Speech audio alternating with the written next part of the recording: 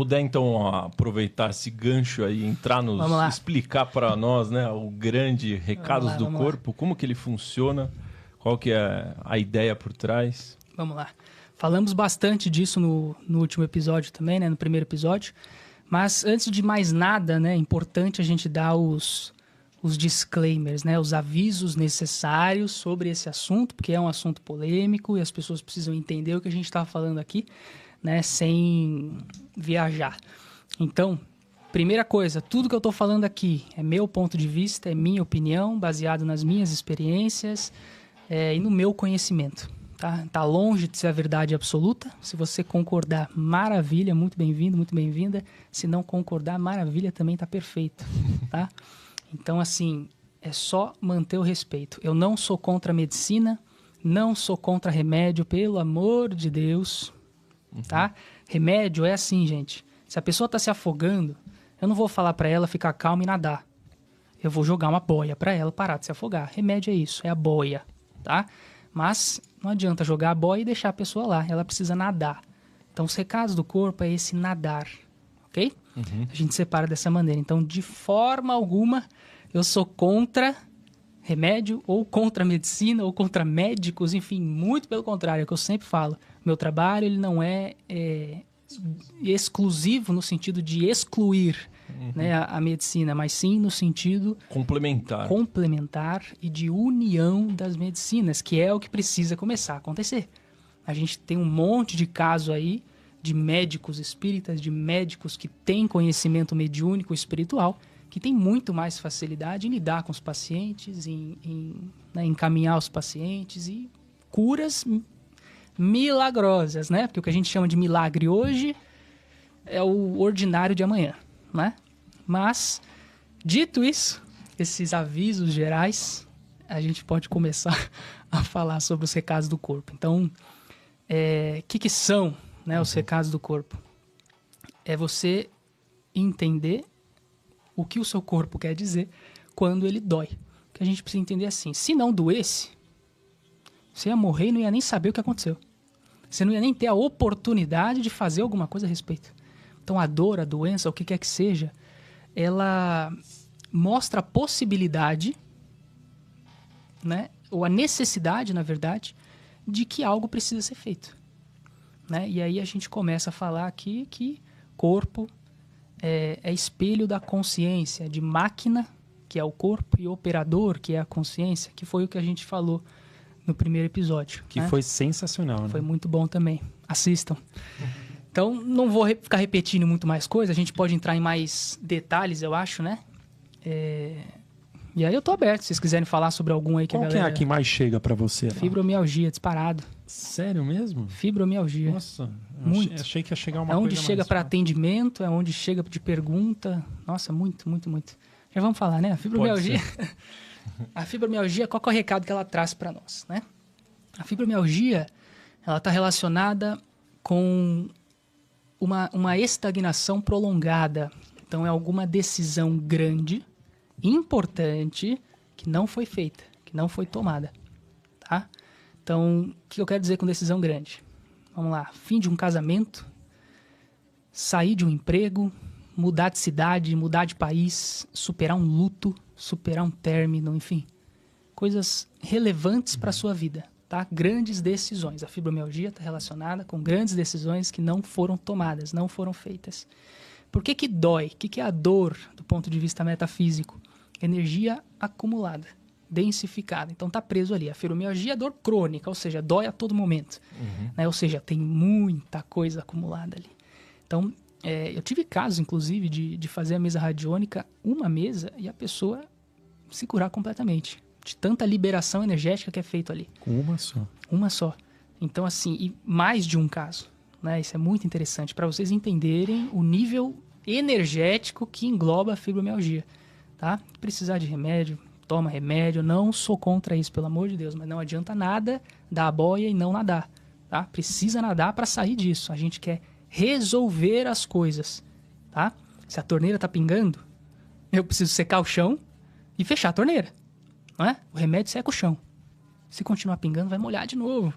Então resolve, fecha a torneira, resolve de vez a causa desse negócio. entende? E é isso que os recados do corpo trazem. Porque enquanto a gente não trabalhar o que está sendo pedido pelo corpo, vai continuar pingando. Em algum momento volta. Por isso que muitos cânceres, por exemplo, são tratados, de repente, depois de alguns anos, volta. Por quê? Porque a raiz do problema não foi tratada. A raiz emocional, a tristeza, a mágoa por trás ali não foi tratada. O que é o câncer, então? Entende? Já que você falou do câncer, Vamos sei lá. que puxou. Qual que é o recado? Sem querer, acabei Qual que é o recado que está vindo aí? Deixa eu só finalizar sobre a fibromialgia, Claro. Senão a gente perde aqui. Mas, na verdade, acho que eu finalizei, né? Ela está relacionada com essa estagnação, tá? Grande. E é o que eu estava explicando. Por que dói, né? A dor é energia acumulada. E, normalmente, quando eu não tomo as decisões, eu paro no tempo. Só que qual que é o problema? O tempo não me espera. Então, a gente vai caminhando junto. Se eu não tomo uma decisão grande, eu fico. E o tempo continua. Certo? O que era para chegar para mim aqui, não chega. Por quê? Porque eu não tô aqui. Tô aqui. Então, um monte de coisa começa a acumular. E é muito comum na fibromialgia a vida começar a travar também em algumas áreas. Tá? Área financeira, área profissional, área de relacionamentos. As coisas começam a pegar. Porque você não está onde você já deveria estar. Há um bom tempo, normalmente. E, curiosamente, as pessoas sabem o que é. Normalmente eu falo assim, ó, tem uma grande decisão que você não tomou. E a pessoa fala, realmente. Então, as pessoas normalmente sabem o que é, do que se trata. Tá? Genial, mas só uma dúvida. Você falou especificamente da fibromialgia, mas, por exemplo, deve ter muita gente que chega perguntando para você, tem gente no chat perguntando, pô, se eu tiver com uma dor na unha do dedo direito, se eu tiver com uma dor, né? Chega, né? Pessoas com bastante perguntas muito específicas. Chega. Daí, vale a dor, né? Vale para todos os casos uma explicação semelhante? Ou pode ser que, dependendo do local do corpo, tenha uma outra explicação? Não, dependendo do local do corpo, tem uma outra explicação. Tá? É que dor no corpo em si, normalmente, sempre vai estar atrelado à energia acumulada. Ou à agressividade reprimida também. Né? Porque quando a agressividade sai, eu machuco o outro. Quando a agressividade fica, eu me machuco. Então, também pode ter a ver com isso, a coisa que você guarda para dentro de si. Mas, dependendo da região, dependendo do sintoma, vai mudar bastante. Tá? Mas eu só dei o exemplo separado aqui da fibromialgia mesmo. Câncer? Bora de câncer. Vamos para polêmica, hein? Eu fiz um vídeo de câncer no meu Instagram. Nossa senhora, mas que loucura que foi. Enfim, os haters vieram. É um assunto muito delicado, né? A gente mexe com muitas coisas. Mas eu entendo. Enfim, eu entendo. Mas, de novo, não sou contra a medicina, não sou dono da verdade, pelo amor de Deus. Isso é psicossomática, isso é metafísica da saúde, né? É algo complementar ao tratamento que a gente já conhece hoje. O câncer, lembra que eu falei da dor, que é o acúmulo de energia? O câncer é o ápice disso. É o acúmulo máximo. Não dá mais para chegar. Porque, vamos lá, quando você pega a energia e começa a densificar ela, fica densificando, fica nesse processo por muito tempo, tá? Fica densificando. Isso aqui vai materializar, vai para o corpo físico isso aqui, tá? Então, por isso que eu digo que o câncer, o tumor, é o ápice do acúmulo energético. É quando chegou num ponto que foi para o físico, virou físico, de tão denso que está a energia ali, de tão carregado, de tanta coisa que foi acumulada ali. Então, normalmente, vai estar relacionada com mágoas, tristezas, insatisfações da vida, raiva guardada, ódio guardado, tá? Normalmente, questões emocionais do passado guardadas, que nunca foram ressignificadas, que nunca foram trabalhadas, tá? O câncer, normalmente, ele tem a ver com isso. Então, a necessidade de perdão fundamental no câncer, se tiver algo para ser perdoado, é claro, porque não são todas as situações. Auto-perdão, que é muito importante também, e amor próprio. Né? Amor próprio. Inclusive, queria mandar um beijinho para minha avó também. Recentemente, ela foi diagnosticada com câncer de cólon e a gente começou a fazer um tratamento com ela. Sumiu. Que incrível. Muito incrível. E as regiões que dá o câncer tem a ver também? Muda também. Você pode câncer dar um de exemplo? estômago é diferente, um câncer no coração. Não, coração não dá, né? Acho que é o único órgão que não dá. Câncer no rim, câncer de cólon, tudo vai mudar. E aí a gente entende, o câncer, o recado do câncer é acúmulo máximo. E aí a gente parte para a região, entendeu? É assim que a gente vai mudando as interpretações. Então, câncer no estômago, a gente pega a informação do câncer, que é o acúmulo máximo, e o estômago. O estômago, quando ele é afetado, ele vai dizer respeito também ao engolir, ao acumular energia, sentimentos mais densos, mais pesados para a gente, principalmente como inseguranças, medos, traumas, insatisfações, muito similar com câncer. Então, câncer no estômago é assim, ó, acúmulo máximo, mas normalmente pessoas que guardam muita coisa, que acumulam muita coisa, que não tem aquele hábito de expressar, sabe? O que sente dentro, que sofre calado, que sofre sozinho. Então, normalmente está relacionado a isso. Se a gente pegar o câncer de cólon, né? Vamos pegar o exemplo aqui da minha avó. O câncer de cólon, ele vai estar relacionado mais com a dificuldade de olhar para o nosso lado sombra, dificuldade de olhar para os defeitos, dificuldade de ceder um pouquinho, dificuldade de olhar com mais carinho para si mesmo também. Tem muito a ver com uma questão de autocobrança aqui bem forte, tá? Mas, de novo, câncer é sempre o ápice. É quando normalmente vai sendo acumulado. Isso. Lembrando que recados do corpo não é somatização só desta vida, né? Senão isso não explicaria câncer em crianças.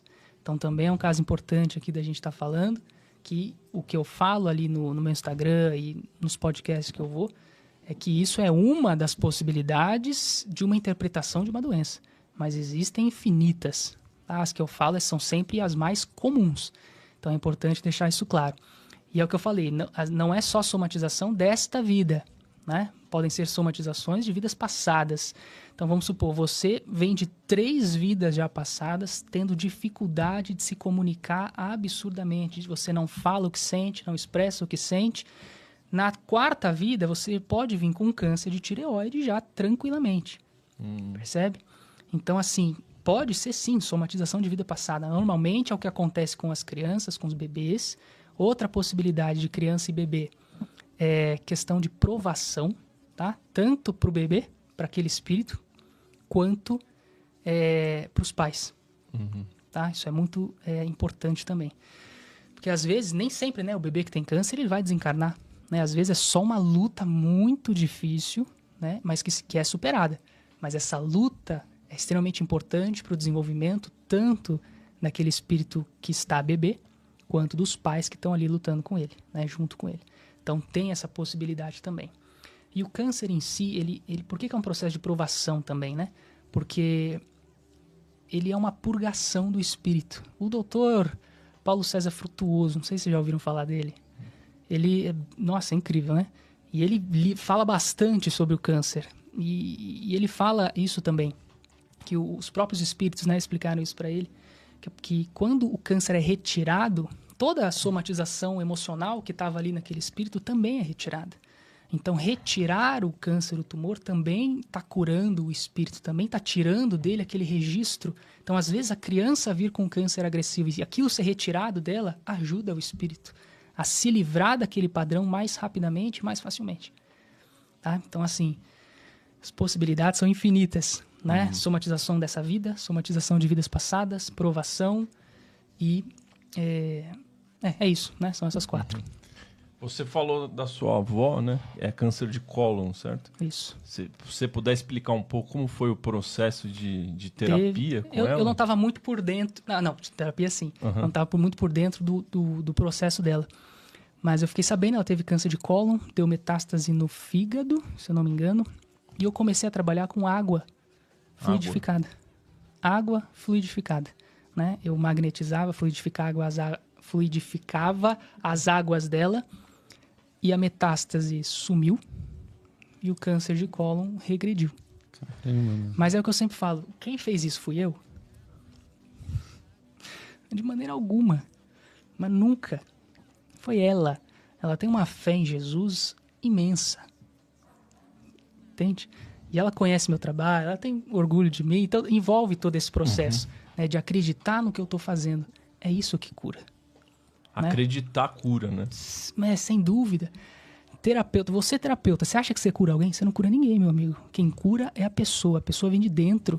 O terapeuta a cura vem de dentro. Auxiliar no processo de acreditar, né? É quem dá o primeiro empurrão, ele te tira da inércia. Eu falo isso, meu papel é tirar as pessoas da inércia. Se ela não continuar caminhando, não acontece nada. Ela vai parar de novo e vamos fazer de novo o trabalho. A gente vai ficar empurrando e parando, empurrando e parando. Não, é empurrar e você anda. Então, o acreditar, é 80% da cura. 80%. Ah, vou fazer reiki com o Henrique, vou fazer lá a técnica nova do Henrique e tudo mais. Pode fazer, tem que fazer, ajuda muito.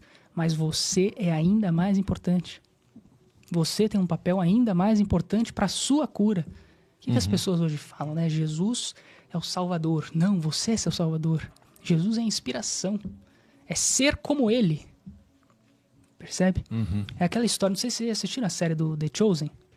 Puta, eu não vi essa ainda. Cara, assiste, muito boa. Tem uma cena lá, acho que é uma passagem famosa, que eu não lembro muito da Bíblia, né? Isso não tá muito na minha memória. Mas tem uma cena ali, que a mulher acredita tanto em Jesus, ela tem um problema dela lá de saúde, que ela acredita que só se ela conseguir tocar nele, ela vai se curar.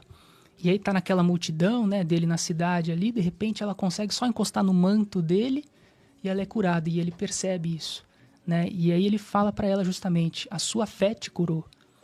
E é justamente isso. Ele não fez absolutamente nada, ele estava andando. Quem que curou essa mulher, então? É a crença dela que aquilo vai dar certo. Percebe? Tá aí mais uma coisa importante dos jovens aprenderem. Cocriar. Manifestar. Tudo começa na mente, tudo começa no pensamento. O pensamento é 50% de tudo na sua vida. Os outros 50% é fazer, é você. É ação, né? Consistência, persistência, é o que a gente já sabe. Mas sem acreditar não acontece nada. Então o processo da minha avó é isso. Né? Ela se curou. Eu fui uma ferramenta para que isso fosse possível, mas eu jamais curei a minha avó. Ela mesma se curou. Genial. Ou seja, sem a crença na cura, se você não acreditar que você pode ser curado... Pode acontecer. Pode acontecer. Pode acontecer. Mas, de novo, precisa dificultar o processo? Não é melhor que você facilite o processo? Então vamos facilitar, meu pô. Tá entendendo? Então... E quando acontece, mesmo a pessoa não acreditando, tem alguma coisa ali espiritual que aconteceu? Tem. Não é o momento. Né? Muitas vezes, tem muitas doenças que são causadas também por trabalhos. Rituais que são feitos, demandas que são enviadas para a pessoa. Isso tem de monte também. Isso é uma coisa que o pessoal acha que não existe, né? Existe. E existe muito, tá? Existe muito. Feitiçaria, magia, trabalho. Isso aí pega. E acaba realizando. Né? Sim. Como que a pessoa pode quebrar isso? Uma feitiçaria que fizeram contra ela, um voodoo. O fazer, o desfazer, na verdade, é somente com alguém que entende desse negócio ou que trabalha com alguma coisa nisso, né? A minha mesa, ela consegue identificar algumas magias, alguns trabalhos feitos. Não sei a profundidade. Tem trabalhos que eu já identifiquei que não me foi permitido, para você ter uma noção. Então, eu identifiquei e falei, tem um trabalho feito para você, mas eu não consigo tirar. Então, às vezes, eu consigo identificar, mas eu não tenho a permissão ou a capacidade, né? Para limpar aquilo energeticamente falando. Então aí ela tem que procurar em outro lugar, vai em um centro, em um terreiro, enfim. Mas assim, o que eu queria falar sobre isso, como evitar, né? Porque assim, eu não controlo as pessoas, certo? Se a pessoa quiser fazer um trabalho para mim, ela vai fazer e tá tudo certo, né? Não tem o que eu fazer em relação a isso. Como que eu evito que pegue em mim? Tá aí mais um aprendizado da espiritualidade. Então é entender que tudo é sintonia. Lei de afinidade. Frequência, lei de afinidade, ou seja, negativo vai com negativo, positivo vai com positivo, simplificando bem, tá? Negativo com negativo, positivo com positivo. Então, um trabalho desse, você acha que está no positivo ou no negativo? Está no negativo. Claramente. Para pegar em você, você tem que estar onde? No negativo. Pronto. Como é que você evita? Ficando no positivo. Então, mudando sua energia, isso, sua frequência. Não tem proteção maior para uma pessoa do que ser uma boa pessoa. Do que plantar o bem, do que plantar o amor e espalhar tudo isso. Não tem proteção maior do que essa. Você pode usar seu banho de ervas, você pode usar ali seus cristais, mas isso tudo é temporário. Temporário. Né? Você vai subir a tua frequência, beleza. Mas e se você não manter a frequência lá em cima? Ela vai cair de novo. Então, do que adiantou? Essas proteções são temporárias. Banho de erva é temporário. É bom, é ótimo, perfeito. Às vezes é necessário, inclusive. Obrigatório, às vezes. Mas não é o que vai te salvar. Não é só o que precisa ser feito. Não adianta eu tomar banho de erva, acender incenso, usar cristais, fazer reiki, qualquer coisa, se eu não for capaz de manter essa frequência elevada depois. Então tá aí a importância de você se preocupar sempre em ser uma boa pessoa. Como estão meus pensamentos? Como estão meus pensamentos em relação aos outros? Como estão meus sentimentos? Como estão meus sentimentos em relação aos outros? Como estão meus comportamentos? Como estão meus comportamentos em relação aos outros? É a receitinha básica, é essa. Muito bom. Falando ainda sobre câncer, né? O Bruno Lapo aqui fez uma pergunta interessante, que é o seguinte, né? Por mais que a pessoa acredite, pensa aquela pessoa que realmente acredita, tá? Mas por algum motivo não recebeu a cura, né? Tem algo errado em algum lugar? Ou o que explicaria? Nada tá errado. Tudo tá certo, né, na nossa vida. Tudo tá certo no nosso caminho. Tudo tá perfeito. Mesmo uma pessoa com câncer, ela tá no momento certo. Sim. Essa é a sua visão, né? Sim. Tá tudo certo. E essa é uma visão que traz muita leveza, né? Pra nossa vida. Não é verdade? Muito. Eu paro de me questionar. Você tira a culpa também, Exato. né? Tá tudo certo. É o que o pessoal fala, a vontade de Deus, né? Mas tá tudo certo. Então a gente precisa entender isso. Agora, o que eu tinha para falar é o seguinte: não necessariamente você sair de uma doença é encontrar a cura dela. Cura é um processo muito diferente e muito mais profundo. Explica melhor isso. Cura não é continuar vivo, né? Exatamente. A cura... Todos nós estamos em processo de cura. O seu mentor está em processo de cura. Todo mundo está em processo de cura. Saúde é outra coisa. Então, você ter saúde não significa nada que você é curado. Não. Você pode ter um monte de coisa aí dentro para curar ainda. Você só não transpareceu no seu corpo ainda. Né? Mas em algum momento, se isso não for trabalhado, vai transparecer. Tá? Então, a gente precisa separar essas duas coisas. Saúde e cura. Né? A saúde, ela fala sobre o corpo físico, ponto final. Tudo que envolve corpo. Cura envolve todo um processo emocional, mental, espiritual, de crenças, de pensamento, de visão de mundo, de percepção de realidade. É muito mais profundo, é completamente diferente. Entende? Então, às vezes, por que ela não teve a cura física, a saúde dela melhorada ali? Né? Porque a cura dela, às vezes, acontece do outro lado. Porque do outro lado, você enxergando a situação, você tendo acesso às informações, pum, cai a ficha, você entende por que você passou por aquilo, o que aconteceu, né? Por que aquilo foi daquela maneira. Então, talvez a cura venha na próxima vida. Sem dúvida. Sem dúvida. É o que eu tô te falando. Estamos todos em processo de cura. A cura é um processo infinito. Posso dizer que só Jesus, Buda, não estão em processo de cura? Eles já se curaram tanto que eles se tornaram iluminados? Olha, é uma boa pergunta. Eu acho que sim. Eu não consigo responder por eles. Sim. Eu imagino que sim. Né? Porque a gente chama eles de avatares, né? São os avatares, os que alcançaram a iluminação, né? Eu acho assim, todos nós somos capazes de alcançar a iluminação. Que fique claro, os avatares, eles são exemplos da possibilidade, da capacidade humana, né? Então, é o que eu falei, é se inspirar, não idolatrar, mas se inspirar nesses avatares, né? Isso é muito importante. Então, eu acredito que sim, que Jesus, com certeza, né? Ele é o comandante de tudo isso aqui, então, com certeza, se ele não encerrou esse processo de cura, ele está muito próximo de encerrar, ou muito mais do que a gente, né? Mas, boa pergunta. Eu vou confessar que eu não sei a resposta, não sei responder por eles. Hoje é muito comum muitas pessoas falarem que a volta dele está próxima. O que o Henrique pensa sobre isso? Polêmica. Vocês gostam de uma polêmica, né, velho? Eita, a pergunta foi do Maurício. Vamos lá. Opinião minha, né? Sim. Tá tudo certo. Pra mim, o que acontece, né? Jesus já voltou, né? Só que não vai voltar fisicamente. Eu não acredito muito nisso. Né? Jesus, ele é resgatado todas as vezes que a gente pensa nele, que a gente lembra dele, que a gente lembra dos ensinamentos dele. É dessa forma que eu vejo que ele volta para nós. Então, ele já voltou há muito tempo, ele volta todos os dias e tudo certo. Mas fisicamente eu não imagino isso. E isso é uma coisa um pouco perigosa, na minha opinião, porque é o que eu falei já em algum momento da nossa conversa, que as pessoas esperam o Salvador. Esperam a coisa acontecer, esperam alguém vir salvar. E lembra que eu falei da cura, que ela é interna, é de dentro para fora? Não de fora para dentro. Percebe? Então, a partir do momento que eu estiver esperando acontecer, eu vou continuar esperando. Você está postergando nessa vida, a tua cura. Na outra vida, na próxima vida, até eu entender que, peraí, Jesus não é o Salvador, Jesus é a inspiração, é o modelo. Eu posso me salvar assim como ele. Né? Ele é a bússola. Isso, a bússola. Eu não tiro nenhum mérito de Jesus, pelo amor de Deus, porque sempre tem gente que fala isso. Mas você tira o mérito, Jesus curou e não sei o quê. Sim, tudo bem. Né? Quer acreditar nisso, não tem problema nenhum. Mas, que fique claro, é a minha opinião. Né? Eu enxergo dessa maneira. Enquanto a gente continuar esperando o Salvador, enquanto a gente continuar esperando as coisas melhorarem, nada acontece. Nós somos o principal agente de transformação da nossa vida. Nós somos causa e consequência da nossa vida. Se eu ficar esperando, não acontece nada. Então, quem se cura é você. Quem se salva é você.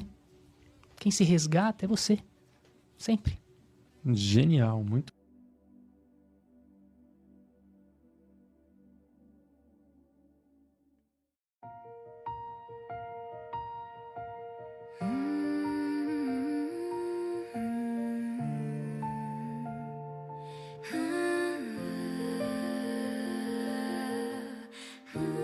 Fecho os olhos, sinto o ar, o impossível vem dançar em mim.